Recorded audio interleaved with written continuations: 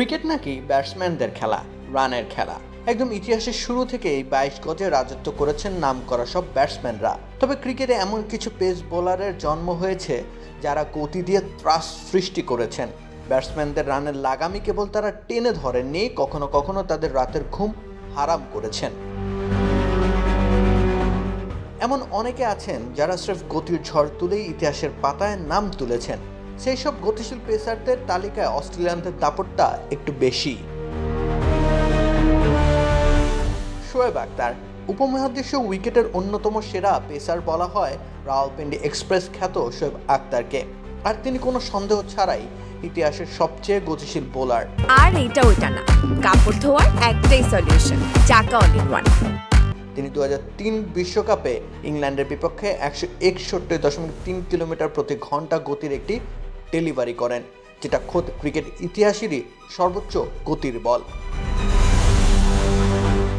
তিনি ইতিহাসের একমাত্র বোলার যিনি দুবার 100 মাইলের বাধা টপকেছেন। ওয়ানডেতে 178 ও টেস্টে 247টি উইকেট নিয়েছেন তিনি, তবুও তিনি সামর্থ্যের সদ্ব্যবহার করতে পারেননি। শন টেট ইনজুরির কারণে আন্তর্জাতিক অঙ্গনে তিনি লম্বা সময় টিকে থাকতে পারেননি, তবে তিনি অস্ট্রেলিয়ার ইতিহাসের সবচেয়ে গতিশীল ফাস্ট বোলার। ইংল্যান্ডের বিপক্ষে সেই শন টেট 161.1 কিলোমিটার প্রতি ঘন্টা গতির বল করেছিলেন। খুব আলোচিত ছিলেন ওই সময়ে। 2007 বিশ্বকাপে একাই নিয়েছিলেন 23 উইকেট, তবে দ্রুতই হারিয়ে যান তিনি।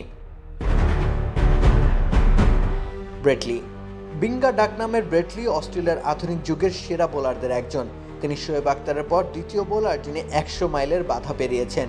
ক্যারিয়ার শেষ করেন ওয়ানডেতে 280, টেস্টে 310 ও প্রথম শ্রেণীতে 487টি উইকেট নিয়ে। গ্লেন ম্যাকগ্রার সাথে দারুণ জমে যায় তার জুটি। অস্ট্রেলিয়ার দুটি বিশ্বকাপ জয়ে বড় অবদান রাখা ব্রেটলি 2005 সালে নিউজিল্যান্ডের বিপক্ষে একটা বল করেছিলেন যার গতি ছিল 161.1 কিলোমিটার প্রতি ঘন্টা। জেফ থমসন তিনি ফাস্ট বোলিংয়ের প্রবাদ পুরুষ। তিনি নিজের সময়ের সবচেয়ে গতিশীল বোলার।